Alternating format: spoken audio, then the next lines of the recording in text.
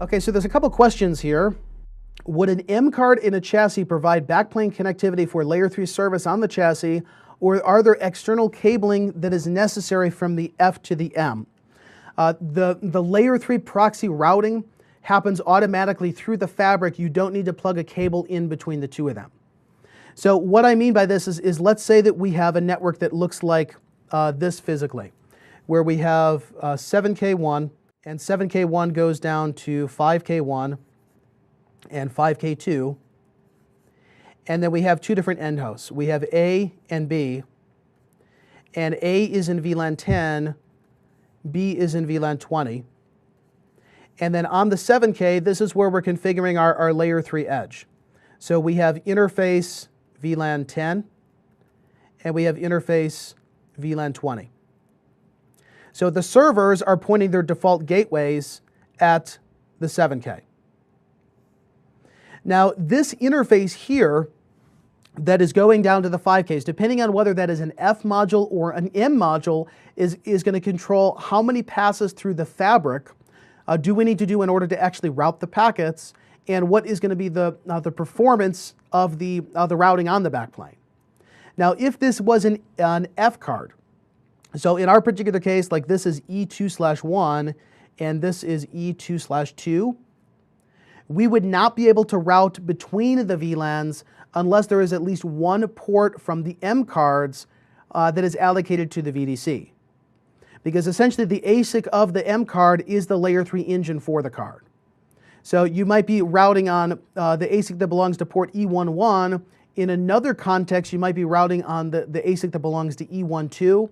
And each of those have separate layer 3 access to the fabric. So as long as the card exists, or as long as the port exists, so we allocate interface E1/1, we don't need to have a physical cable that is running between those two ports. So basically the frame comes in, it goes over the fabric to the M card, it gets routed, and then it can go back to the destination port.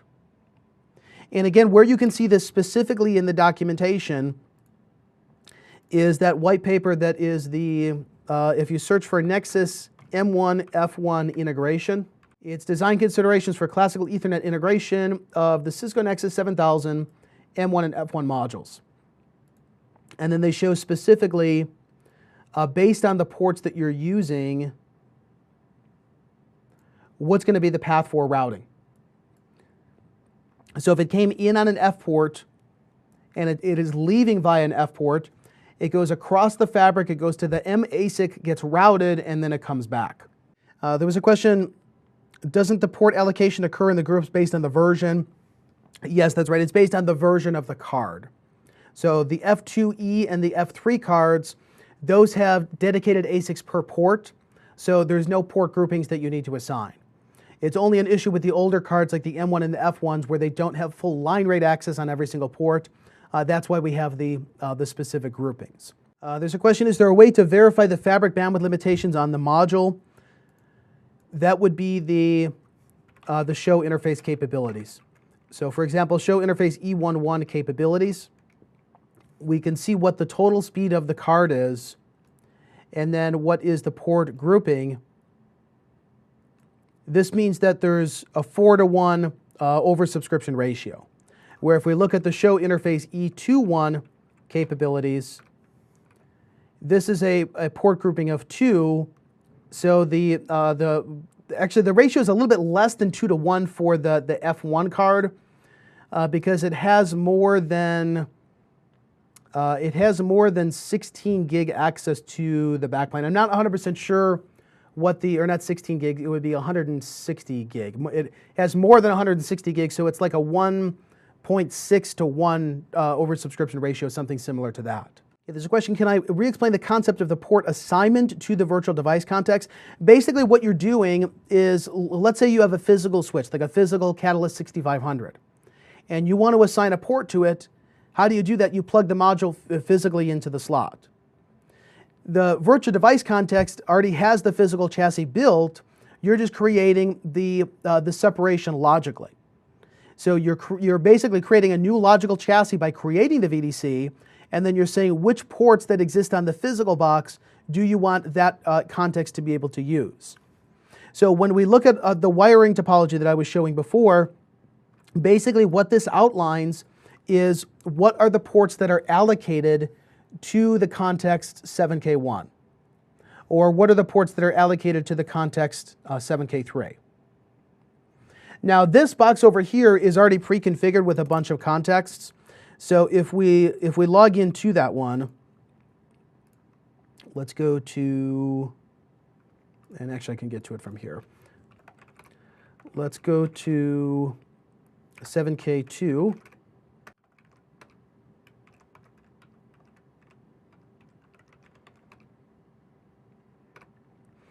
And let's say show VDC and show VDC membership. Essentially what this is showing here is that there's 4 Ethernet contexts configured and there's 1 admin context. So this is the one that we would telnet our SSH into and then control the entire chassis. If we show VDC membership, we can see how the ports are allocated. So 7K2 owns ports E11 to E18 and E21 to E28. When we look at it in the logical topology diagram, it's basically talking about what are these specific ports that we're using. Now, from a physical wiring point of view, though, this box and this box are the same physical chassis. So this means on line card 2, there's basically a cable that leaves the chassis and then enters back in. It leaves on port number 7, and then it's coming back on port number 15. So it's literally just a loop back from one port to another port on the same card. But from a logical switching point of view and from a configuration point of view, they count as 2 separate switches. So you telnet into them separately, you configure the VLAN separately, you configure switching, you configure routing separately, and they're going to look like they're 100% physical separate boxes.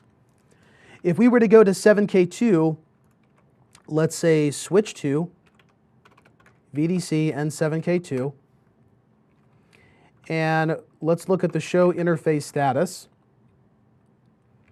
Okay, right now the ports are disabled, so what I'm going to do is just to say no shutdown of the ports. Let's say interface E11 to 8 and interface E21 to 8. No shutdown.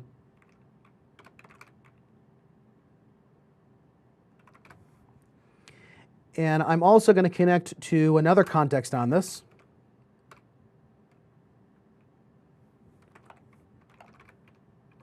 7K4.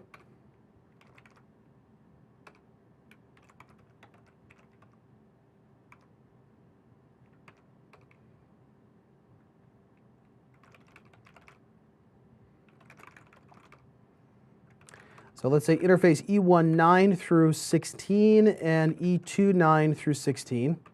No shutdown.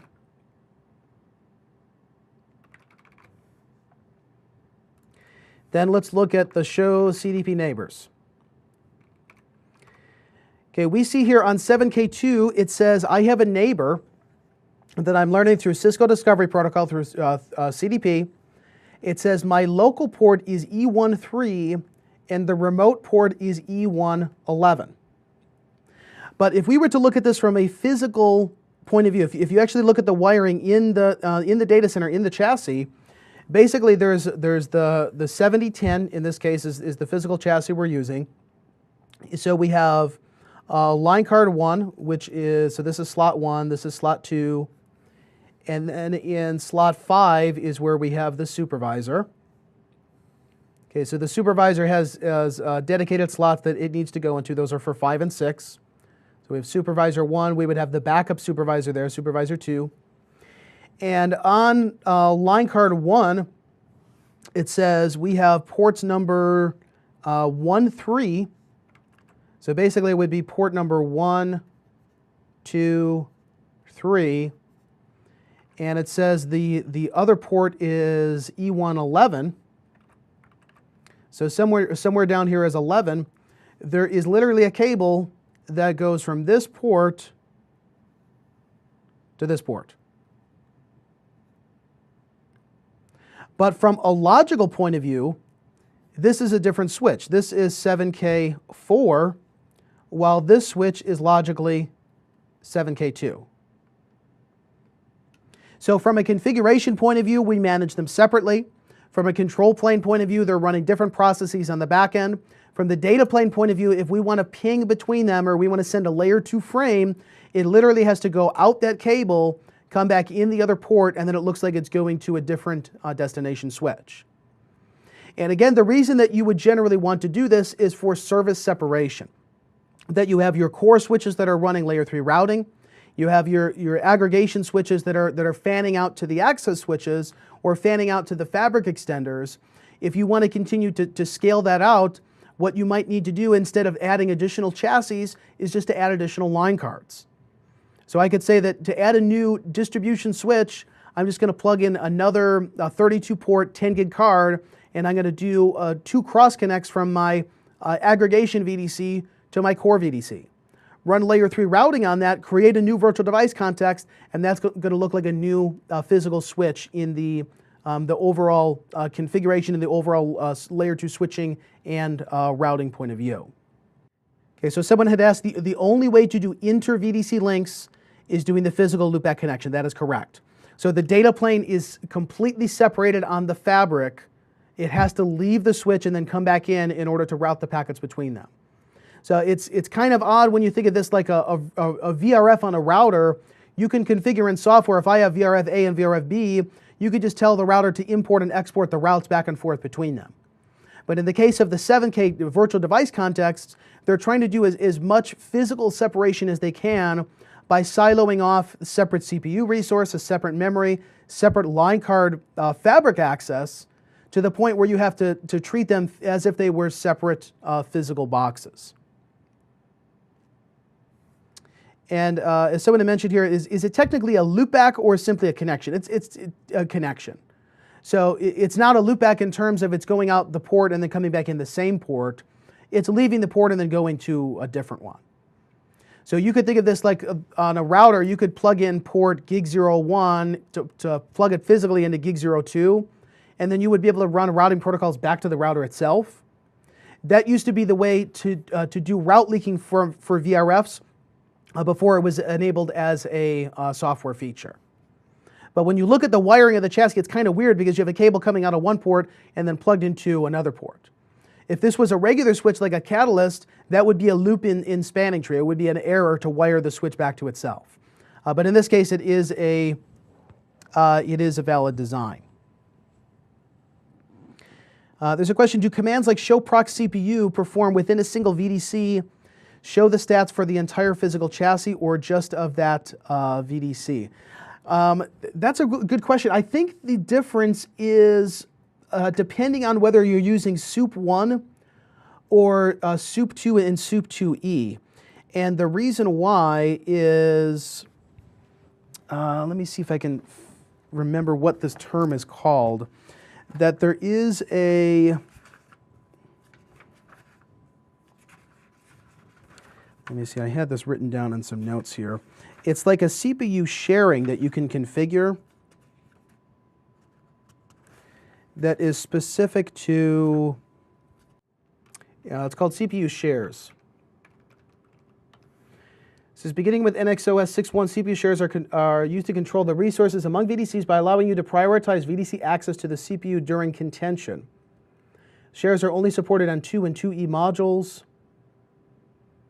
You can configure the number of shares. So for example, VDC with 10 shares gets twice the amount of CPU time as compared to the 5 CPU shares. So you could think of this like in the terms of a hypervisor.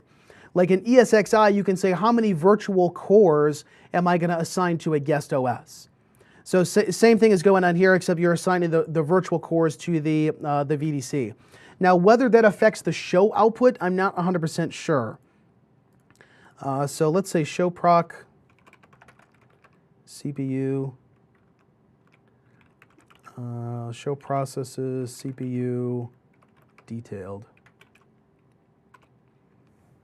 We may not be able to check this outside of the physical chassis. show processes, CPU. So you don't have authorization to do it. There's certain things that you cannot check from the user VDC, because the idea is that you're trying to abstract the hardware from it, where you wouldn't necessarily want to know how much memory is being used by the MAC address table, or how much memory is being used by the routing table, those type of things. So pretty much anything that is a physical property like this, you need to look at it from in the admin VDC. So you'll see if the command doesn't show up, it normally means the admin VDC owns it. Well, in this case, it can. Is that a hidden command, though? 7K2. Now, this one we can run from both. I want to say that this is going to be for the entire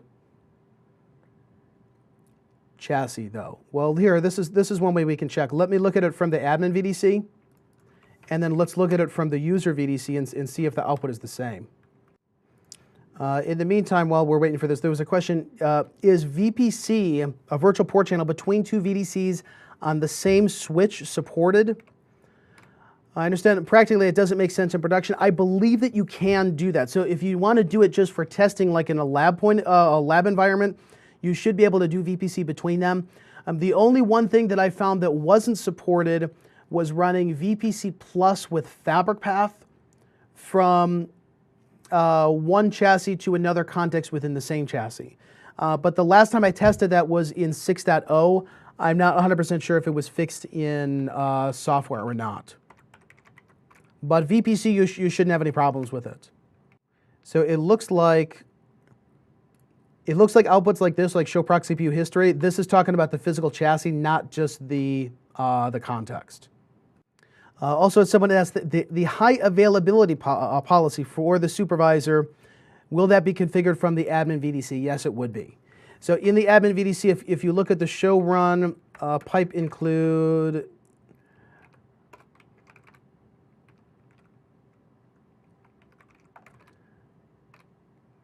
let's see, how do we specifically configure it? I believe it is under